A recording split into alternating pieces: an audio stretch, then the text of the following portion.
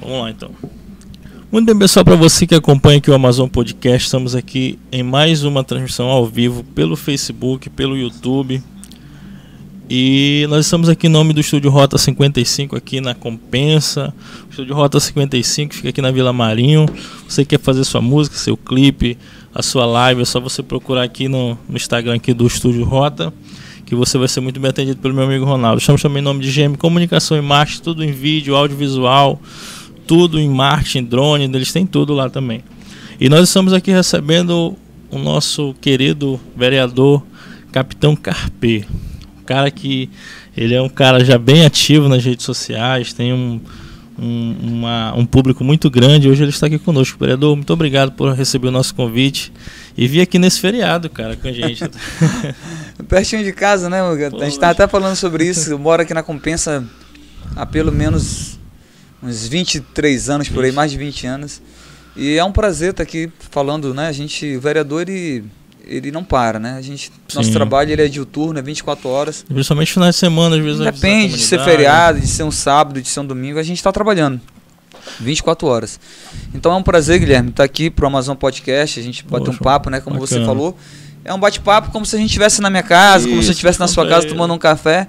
E eu até gosto desse tipo de pode dizer de entrevista, né? Mas esse tipo de conversa, uma conversa descontraída, falar um pouco quem somos nós, o trabalho que a gente desenvolve e aquilo que nós pretendemos para o futuro, de onde eu vim, quem é o Capitão Carpê, a galera tem essa curiosidade. Então, pois é, a gente vai já entrar aqui. Vereador, o senhor me disse que veio de Erunepé, cara. Nasci de Erunepé, cara. Então, eu nasci em Erunepé. Erunepé é um município do Amazonas. Sim, bem distante. Bem distante, lá embaixo. Com 1 ano de idade, Guilherme, eu fui para Manacapuru. Minha família morava em Manacapuru. A minha esposa de lá, de Manacapuru. De Manacapuru, morava no Biribiri, lá no bairro do Biribiri. Oh, legal. Então, com 1 ano de idade, nós fomos embora para Manacapuru e nós vivemos lá até meus 13 anos. Foi quando a minha mãe... Ficou ali a tua infância toda, Minha infância toda, né? Estudei ali na escola Leopoldo Neves, estudei na Agra Reis, todas as escolas públicas na cidade de Manacapuru. E por um problema conjugal, né, da minha mãe, do meu pai, minha mãe, uma senhora super decente, cristã, da igreja presbiteriana, minha mãe se separou do meu pai, eu era muito jovem, e a minha mãe veio embora para Manaus, em 1996, com 6 filhos. Minha mãe costureira, né, minha mãe sempre viveu da informalidade, e foi muito difícil nós morarmos em Manaus, sobrevivermos, né? Imagina que para uma mãe criar um filho já é complicado, imagina 6 filhos e solteira, né? Solteiras, né? Minha mãe até hoje ela se manteve sem ninguém, ela foi escolha dela nunca ter mais ninguém, uma vez que eu tinha 5 irmãs, tenho 5 irmãs e eu era o único filho homem, e por receio, né, tantas coisas que acontecem, minha mãe, ela abdicou da sua vida, até mesmo era jovem, né? Minha mãe era nova, tinha 30 e poucos anos, e com muito amor, com muita decência, ela nos criou. Então, tudo que eu tenho, todo o ensinamento que eu tenho, base familiar dela, só, de homem, né, de ser humano, de cidadão, e eu digo até de profissional, porque reflete também, foi implantado pela minha mãe. Caramba, então, que legal. Eu tenho orgulho de dizer isso. Todas as decisões que eu tomo, todas as escolhas que eu faço, eu sempre coloco, claro, Deus em primeiro lugar, e posteriormente a minha família, que é capitaneado pela minha mãe. Olha que bacana. Capitão, então, pelo que você está falando, você teve uma infância não muito boa, né? No caso, foi bem difícil. A minha infância foi complicado, Guilherme. Eu comecei a trabalhar muito jovem aqui na Compensa. Quando eu cheguei com 13 anos, mais ou menos, eu trabalhava aqui na casa dos meus vizinhos, capinando um terreno, né? Carregando ali areia, planta. Naquela época a gente não comprava água, né? Tinha que pegar, você tinha que buscar no posto artesiano, e eu fazia muito isso aí. Eu comprei eu fiz um carrinho de madeira, de rolamento, e eu vinha buscar aqui na bica, aqui na Compensa, água para meus vizinhos. E dali eu tirava um dinheiro para lanchar após o culto, ou então para lanchar na escola, e para pagar também a minha inscrição nos retiros da igreja. Eu sempre fui muito envolvido com as coisas da igreja. Então, com 14 anos eu comecei a trabalhar no distrito industrial, já era uma criança, né? Hoje em dia, em 1996, 14 anos eu era uma criança, sem rede social, sem nada. Trabalhei numa fábrica de bicicleta chamada Sandal. Posteriormente, eu vim trabalhar na casa de uma... Só que antes disso, eu trabalhei aqui numa casa de uma senhora aqui na Vila Marinho, onde ela tinha 2 cachorros e eu chegava pela manhã cedo, dava banho no cachorro, limpava ali o cocô mesmo do cachorro, né? Vou dizer isso aí. Eu não costumo me vitimizar por conta da minha história, porque hoje eu sou um vencedor. Com certeza. Então não é uma história de vitimismo e muito menos uma historinha triste, né? Mas eu acredito e eu tenho muito orgulho dela. A gente entender isso, conhecer um pouco da tua história, eu acho que serve de inspiração, né, para os outros jovens. Eu acredito que a gente nunca pode dizer que a gente não teve chance. Acho que todos nós tivemos chance, né, de fazer as escolhas, que alguns fizeram algumas escolhas erradas, outros certas, e eu acho que ninguém nasce predestinado a ir para um mundo totalmente diferente, né? A Bíblia mesmo fala, Guilherme, que Deus ele nos deu o livre-arbítrio, né? Ninguém Sim. é obrigado a fazer algo. A não ser que o cara chegue contigo e coloque uma arma na tua cabeça, e mesmo assim depois você tem que como justificar pela lei que você foi obrigado a fazer. Mas ainda continuando, eu comecei a trabalhar muito cedo. Eu passei 10 anos da minha vida sendo motoboy em Manaus, onde eu tive a condição de pagar minha faculdade. Me formei em Direito após 5 anos, abdicando de muitas coisas, abrindo mão de muitas coisas. Passei muita fome na faculdade, porque a minha mensalidade era exatamente o valor da minha faculdade. Então, aliás, a mensalidade da faculdade era exatamente o valor do meu salário. Então não me sobrava nada. Mas eu estava ali, cara, eu estava investindo. E no ano de 2009 eu passei a primeira vez num concurso para soldado da polícia. Passei no ano de 2009. No ano de 2011 eu passei para oficial. Passei 2 vezes no concurso da polícia. Então, o Carpê, qualquer cara, qualquer homem que tivesse passado por tudo que eu passei, por todas as dificuldades que eu passei, queria o que nesse momento? Queria paz. Né? Pô, passei no concurso público, ganhava muito bem. Estou com a minha vida financeira estabilizada e tal, vou ficar tranquilo. O capitão ganha bem. O capitão ganha por volta de 15 mil reais. Caramba. Então tá tranquilo. Ia me aposentar como coronel, possivelmente, ganhando o dobro disso aí. E em qualquer lugar que eu chegasse no país, eu me apresentava como oficial da polícia, teria a minha prerrogativa enquanto oficial da polícia. E eu apostei, porque eu acho que tudo nessa vida tem um porquê. Porque se lá atrás, Guilherme, lá atrás, em Manacapuru, se aquela criança... Minha família é muito simples, pessoal. Minha família em Manacapuru são de pessoas muito pobres. Pessoas muito simples, muito humildes. Então, se em 96 o Carpê chegasse e falasse assim, olha, um dia eu vou ser o 4º vereador mais votado da cidade de Manaus, eu ia ser motivo de chacota. O pessoal ia rir de mim. Claro. Ia falar, você tá louco, como é que você vai ser vereador de Manaus? Tu não vai conseguir ser vereador nem de Manacapuru, quanto mais de Manaus. Só que vem aquele ditado, né, que Deus ele não escolhe o melhor, mas ele vai capacitar os escolhidos. Então tudo que aconteceu na minha vida foi um tabuleiro. Deus permitiu que tudo isso acontecesse para que hoje eu pudesse estar aqui. Então eu fui além. Eu poderia muito bem, facilmente, ficar na minha profissão. Seria mais confortável para mim. Entendi. Seria muito mais confortável, não ia ser criticado, ninguém encher meu saco, ninguém ia me perturbar. Eu ia seguir minha vida aqui enquanto policial militar e não ia depender de ninguém para ser promovido. E muito menos ia pegar a conta. Ou ia... Não, só se eu fizesse algo muito grave. Muito grave. Então, com as redes sociais, fazendo um bom trabalho, desenvolvendo um bom trabalho, mostrando o meu dia a dia como policial, como cidadão, como pessoa.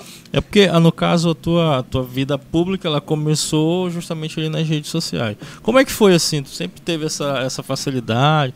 Porque eu, particularmente, eu sou muito... Rede social, eu sou muito ruim, assim, cara. Não sou na verdade, esse negócio da igreja, né? Eu cresci ali no Lar Cristão. Entendi. Qual igreja? Eu falo assim, minha mãe. Qual igreja, no caso? A facilidade. Eu estava na igreja, estava na equipe de louvor, eu tinha uma banda de rock gospel, então eu tinha facilidade. Qual é a igreja que tu...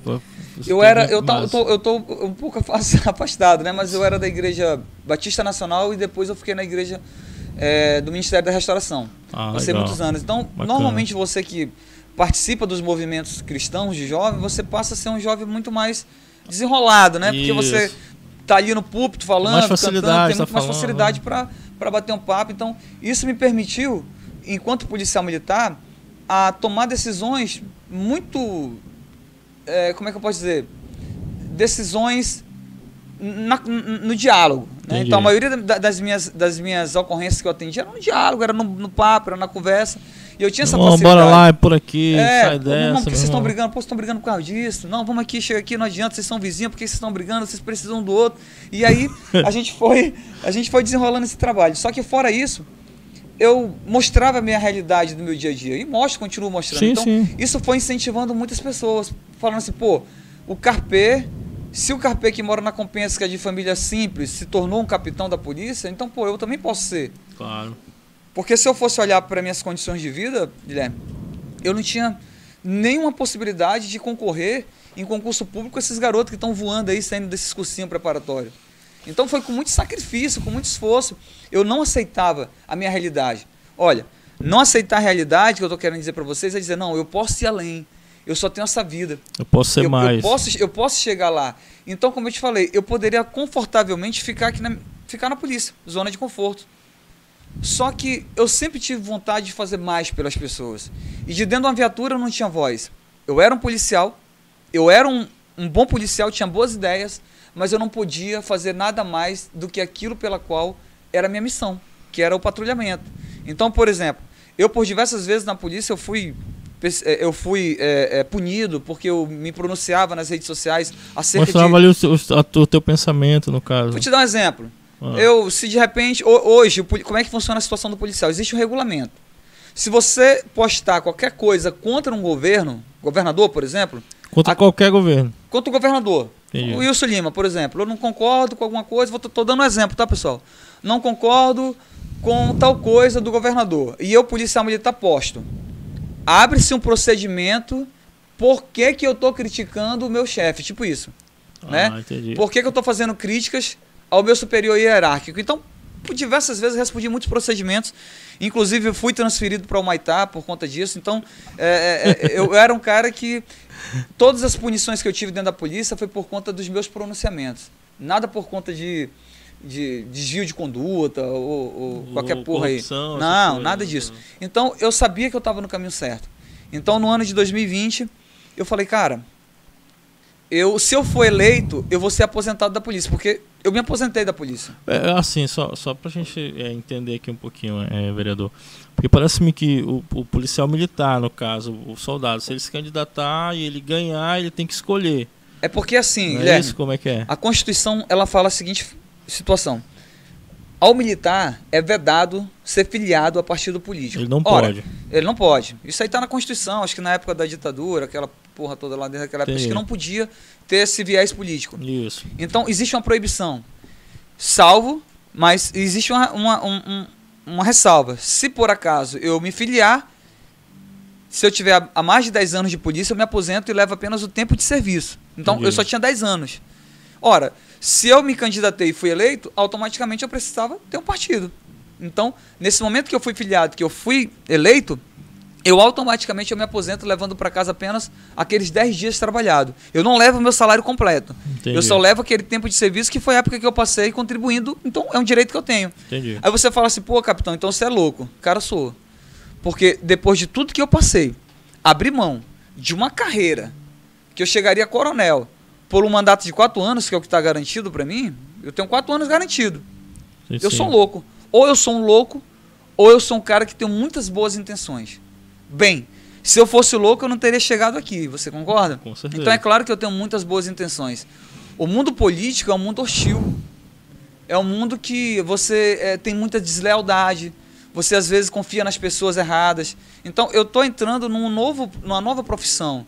Eu saí de uma viatura e fui para dentro do parlamento. Eu costumo dizer assim também, vereador, que a população ela também já está muito desacreditada, né?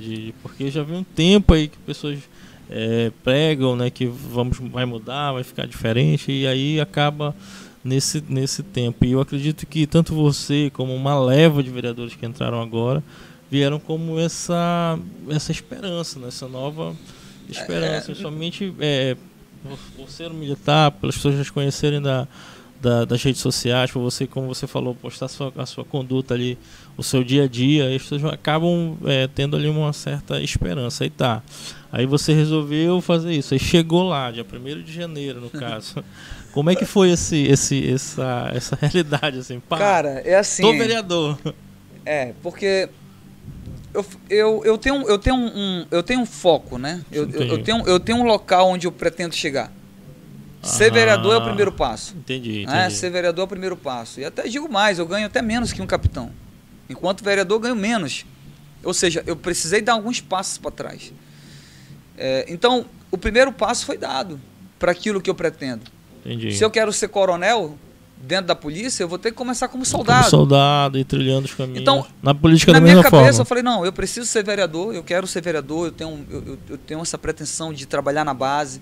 Eu acho que nós temos muitas coisas que a gente precisa fazer por Manaus. Eu vou te dar um exemplo. Nós criamos a Comissão de Segurança Pública, que nunca existiu dentro da cidade de Manaus. Nós chegamos lá, em menos de 3 meses criamos. Que é algo que não era para nunca ter faltado. Não, né? não era... Pô, a segurança sempre pública era pra ter tido. É de extrema importância num país, numa cidade. Manaus é uma das cidades mais violentas do país. E a Câmara Municipal não se falava de segurança pública porque era uma obrigação do Estado, não era uma obrigação do município. Porém, a própria Constituição fala que, apesar de ser uma obrigação do Estado, ela é uma responsabilidade de todas as pessoas. Então, eu, enquanto policial, especialista em segurança pública, capitão da polícia, 12 anos, eu falei, não, pô, se eu estiver aqui e eu não puder contribuir com a minha cidade para ter uma cidade mais segura, eu não estou fazendo nada. Estou no lugar errado, né? Eu não saí de uma viatura apenas para ser mais um aqui dentro. Eu tenho que fazer a diferença. Então, hoje, dentro da Câmara Municipal, eu sou o único policial militar. Caramba. Então, hoje, nós vamos poder trabalhar e falar sobre segurança pública com prioridade. Com propriedade. Propriedade e conhecimento de causa. Conhecimento. Então, assim, quem está falando ali é um cara que conhece a segurança pública. Então, fora isso, eu moro no bairro da Compensa há 25 anos. Eu conheço a realidade de cada lugar. Dentro da saúde, dentro da educação, dentro da segurança pública. Eu sou faixa preta de jiu-jitsu, oriundo de projeto social. E eu sei que o projeto social ele é de extrema importância dentro da comunidade. Que ele pode mudar a realidade de um jovem. Muda. Né? Hoje você percebe que a impressão que nós temos é que não existe projeto social nenhum dentro das comunidades. E onde o Estado se faz ausente, o crime impera. Porque o crime ele acaba cooptando aquelas crianças, aqueles jovens para o tráfico. O garoto olha ali, não tem oportunidade. A escola não tem curso, não tem nada. Não tem condições. Nada. O pai, poxa, é uma pessoa simples. A mãe também. Ele não tem um projeto social. Se o professor quiser colocar um projeto de jiu-jitsu, ele vai ter que tirar o dinheiro do bolso dele para comprar o equipamento. Mas tudo. Você sabe muito bem disso. E aí, vai fazer o quê? Então nós entramos com essa nova visão.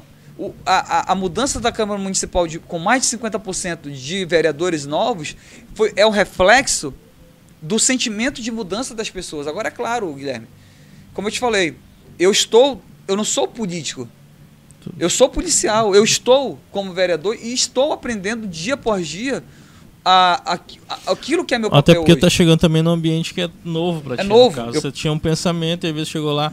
Ainda teve também algo que é importante a gente dizer, que vocês assumiram em pleno uma pandemia.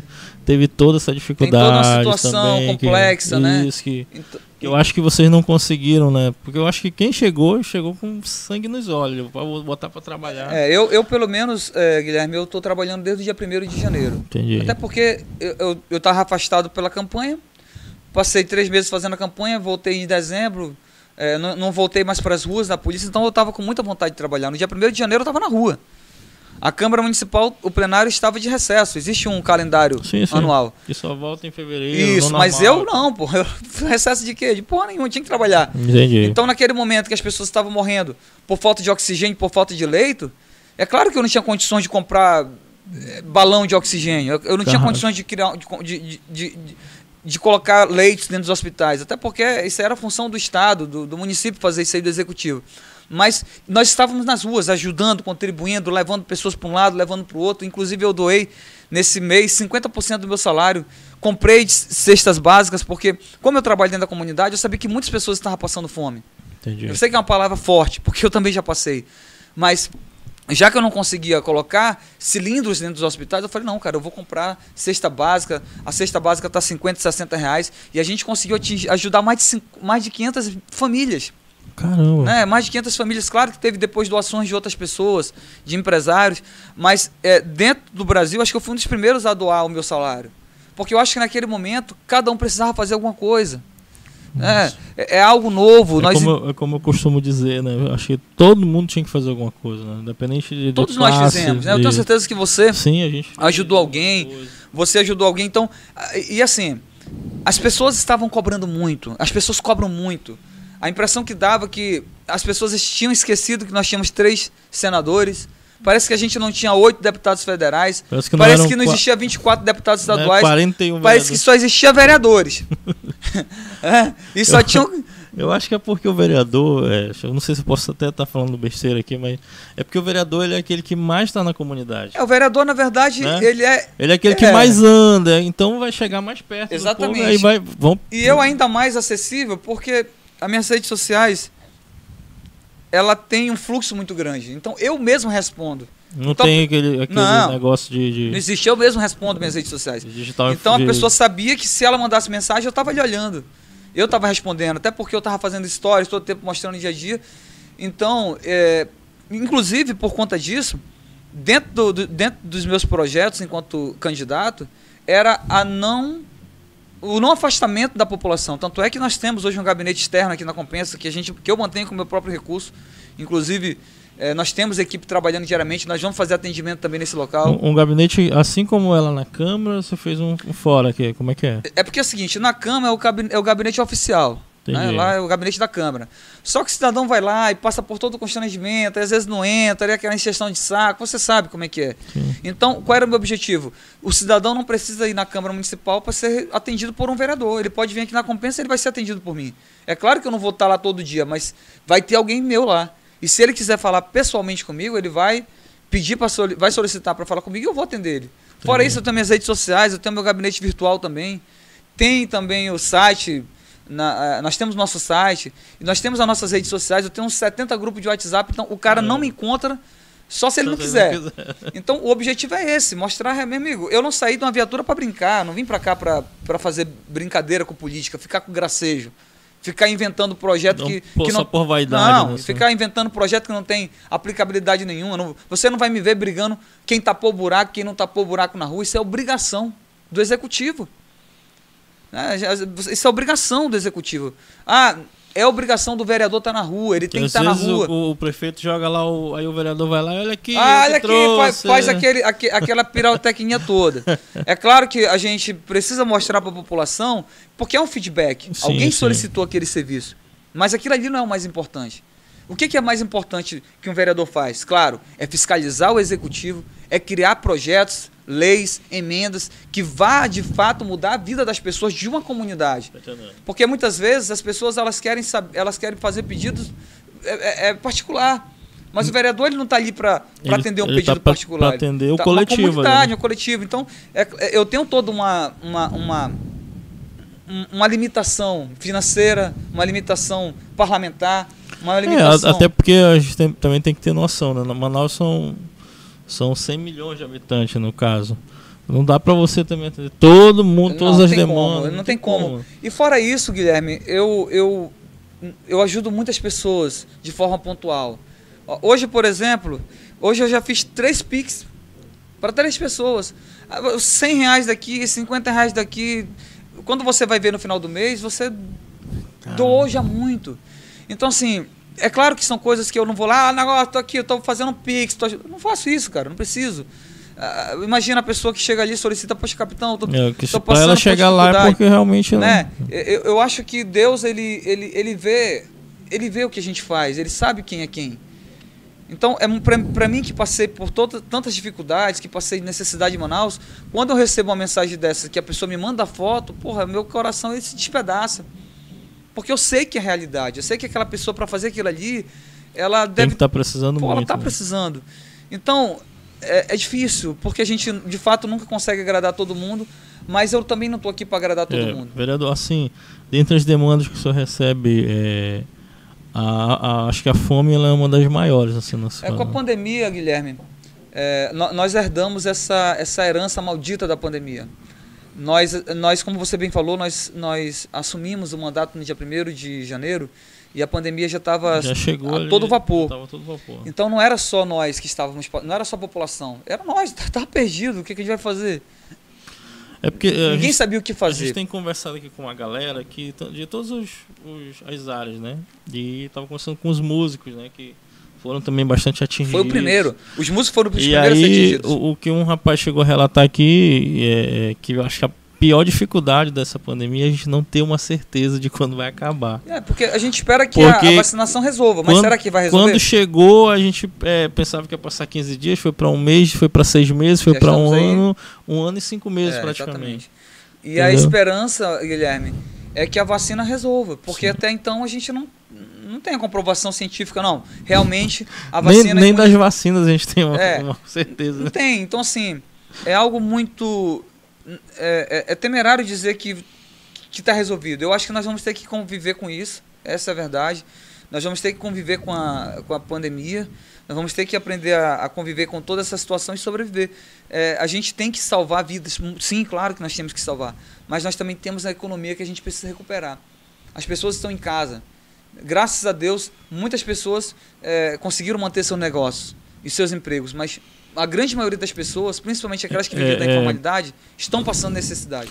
É porque assim, vereador, a gente que acompanha, eu também trabalho com comércio e tal, a pandemia, ela foi ruim para muita gente, mas para algumas pessoas ela foi boa. Principalmente a galera dos deliveries, o pessoal das entregas, o pessoal do supermercado, todo mundo, drogaria, parou de comer. Posto de gasolina, tanto é que aí a gasolina está nas alturas que está aí hoje, né? Então eu acho que nós temos hoje que buscar uma solução justamente que comece a dar uma balanceada nisso aí, né? Eu acho que hoje tanto o poder, tanto o executivo municipal quanto o estadual, eu acho que é hora de começar a investir em mais hospitais, mais insumos, investir realmente na saúde, porque eu acho que foi onde a gente mais sentiu a pancada, né? Exatamente. As pessoas hoje, Guilherme, como você bem falou, muitas vezes elas nos procuram apenas porque querem comer, porque querem se alimentar. Então, é muito triste você ver um pai de família, uma mãe, pedindo socorro por falta de alimento. A criança ela não quer saber. A criança ela não quer saber se tem pandemia. A criança não sabe disso. Ela quer saber de onde vem. Ela quer saber de comer. Então, nós estamos vivendo a maior crise sanitária sem precedentes no mundo inteiro. A gente não sabe quando que nós vamos sair disso. E a população ela cobra, porque tem que cobrar mesmo. Afinal de contas, somos nós políticos que temos que decidir, que temos que ter uma saída para tudo isso. Espera-se que a vacinação em massa resolva. Espero muito. Mas a verdade é que muitas coisas ainda vão acontecer. Espero, Deus, que não venha a terceira onda aí. É o que nós tanto torcemos, porque parece que quando as coisas estão caminhando, aí volta tudo de novo. Como eu costumo dizer também, na primeira onda, lá para setembro, outubro, eu vou lhe falar com toda seriedade, eu achei que tinha passado. Porque aí veio campanha, a galera foi pra rua mesmo, ficou praticamente tudo normal. Então eu tive essa impressão lá. Mas aí quando foi dezembro, as festas de fim de ano... E aí não parou mais, né? Arrebentou aí não parou mais. E aí morreu muito mais pessoas. Muito mais pessoas. É claro que porque teve as variações e tal, do vírus, aquela... E existe, e assim, o maior medo é esse. Por isso que eu tô te falando que a gente vai ter que conviver com isso. Eu peço até desculpa porque eu não sou da área da medicina, nem da saúde, eu não falo com propriedade. Mas não é difícil, você vê que tem várias variantes. Será que daqui a pouco, quando nós encontrarmos a solução para esse vai ter uma outra variante? Então, assim, ter fé em Deus, né? Que Deus possa ter misericórdia da humanidade e que a gente consiga sair disso o mais breve possível, porque as pessoas precisam voltar à sua vida normal. Entendi. Vereador, você tem assim, você tem um trabalho assim de ter trabalhar somente nessa área. No caso, você vai trabalhar por todas as áreas, qual é o teu pensamento? Assim? Você fala na área de segurança? Isso, no caso, não, vou defender a segurança e vai ser essa aqui e vou manter aqui. O político, ele não pode ser limitado, Guilherme. É claro que por exemplo, tem político que não domina área nenhuma. Nem saúde, nem educação. Isso é verdade. Não, eu tenho propriedade para falar de segurança pública. Dentro de um país, eu tenho conhecimento sobre segurança pública. Acho que você tem mais facilidade. Tenho facilidade, claro. Se eu for falar com qualquer pessoa, eu posso dar uma aula sobre segurança pública. Agora, é claro que eu não posso me limitar só nisso. Até porque não é só de segurança pública que se vive na sociedade. Nós precisamos ter uma melhor educação, uma melhor saúde, uma melhor infraestrutura, assistente social. Nós temos que ter políticas públicas voltadas para a melhoria da vida das pessoas. Mas a gente não pode deixar também de destacar que, infelizmente, a segurança pública ela acaba desencadeando, tendo consequências em todas as outras áreas. Vou te dar um exemplo. Na UBS Santa Luzia teve um assalto. roubaram os funcionários e os pacientes que estavam lá. Passaram 2 dias sem funcionar a UBS com medo. Ou seja, por falta de segurança, todo um bairro foi prejudicado por conta da saúde, porque teve roubo. Se a violência está no pico, imperando dentro de um bairro, o pai vai ficar com medo de mandar o filho para a escola. O professor vai ficar com medo de ir para a aula. Então, reflete em tudo isso. Reflete em tudo isso. Com certeza. Então, não vou focar apenas na segurança pública, claro que não. Mas como eu falei para você, até então a Câmara Municipal não falava. Mas pode ter certeza que nós iremos colocar essa comissão como uma das mais importantes. Muito assalto a coletivo, muito assalto a Uber, muitas coisas que a gente pode fazer. E a gente tem que destacar que segurança pública não é apenas o policial ou o guarda municipal armado. Não é apenas a repressão, tem a prevenção. Projetos sociais nas comunidades, projetos sociais dentro das escolas, segurança dentro das escolas. Uma falta de iluminação, por exemplo, uma rua sem a devida iluminação, isso vai ter como consequência um local ermo, instável, facilmente pode ser um local propício ao cometimento de crime. Então, a segurança pública ela vai muito além do que uma arma de fogo. Ela tem também a questão da prevenção e ela pode ser trabalhada a curto e a longo prazo. Guarda Municipal, 70 anos de criação, nunca foi armada. Não existe o estatuto. Os caras desvalorizados. Não existe. Nós temos que dar mais valor. Nós temos que valorizar essa categoria, não apenas com estrutura para trabalhar, mas o guarda também que está abandonado. Então, orgulho ali em fazer aquilo. Né, de fazer parte daquela instituição. Então, eu tenho pressionado muito a Câmara, a Prefeitura, para que a gente possa valorizar esses guerreiros e com certeza vai vir um devido valor, porque é o entendimento do prefeito Davi Almeida. Na própria campanha ele já levantava essa bandeira de melhoria da Guarda Municipal. Ganha com isso a população, ganha com isso a cidade, ganha a própria polícia, que vai desafogar também o serviço da polícia, porque a Guarda Municipal ela vai poder também trabalar na questão da prevenção, ali, né? Vai muito mais do que isso. Então, Manaus, existem apenas 4 capitais no Brasil que a Guarda Municipal não é armada. Dentre elas, Manaus. Então, pode dizer, será que nós estamos certos? Não, acredito que não, que nós estamos errados, o resto do Brasil está certo. Então, é tendência isso em todo o país. Então, nós estamos trabalhando em cima disso, vamos buscar um relacionamento estreito com o governo federal, com o governo estadual, para que a gente possa trazer melhorias na segurança. Eu acredito que Manaus pode ser uma cidade melhor e muito mais segura para nós vivermos. Porque, você falando isso aí, vereador, eu lembro que a Polícia Militar ela tinha alguns projetos, que elas iam para a escola, né, que tinha aquele ProERD, e ajudou muito isso, cara. Ainda tem, né? O ProERD ainda existe, é um projeto da Polícia Militar. Que eu acho que se fosse um pouco mais valorizado, implementado ali, investissem mais, eu acho que também seria legal. Porque tem muitos jovens que vieram ter contato a tanto uma arte marcial, um instrumento musical, algo que veio justamente disso, essa conscientização, entender realmente sobre esse contato com droga, essas coisas que hoje está tão fácil ali. Na verdade, falta orientação, né, para os jovens. Então, o ProERD, que é esse programa de repressão ao uso de drogas, isso aí deu super certo. Que eu acho que faltava só mais implementar um pouquinho mais. Exatamente. Falta mais incentivo. Falta mais investimento.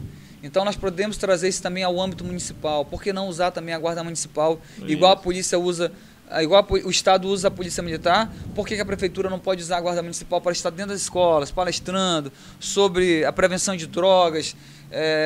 Enfim, muitas coisas podem ser feitas. E digo mais, Guilherme, a gente não precisa nem inventar a roda.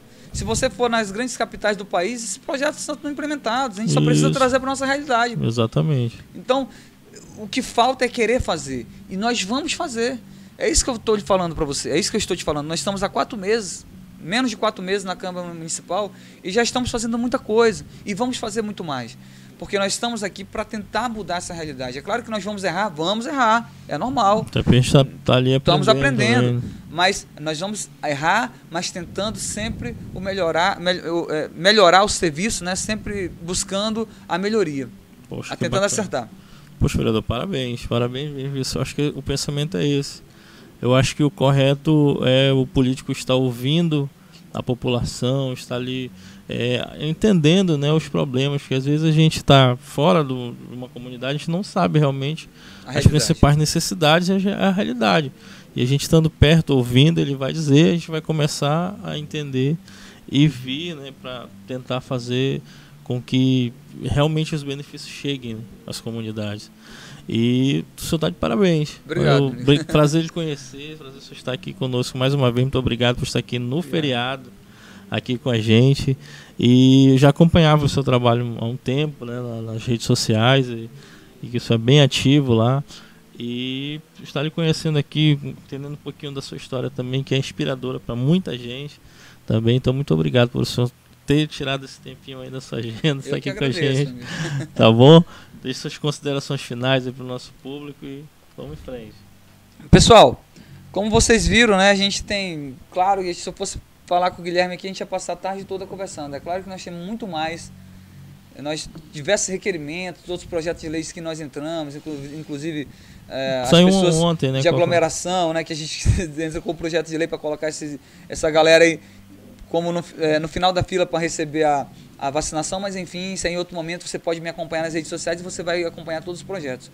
Mas eu quero agradecer o Guilherme, o Amazon Podcast pelo convite. É claro que eu não ia deixar de vir, porque eu acho que acima de tudo nós temos esse compromisso com a população, mostrar o nosso trabalho. O meu mandato ele é um mandato participativo, colaborativo, onde você cidadão de bem, tanto faz você que votou em mim ou não. Eu não estou trabalhando para as pessoas que votaram em mim, eu estou trabalhando por Manaus.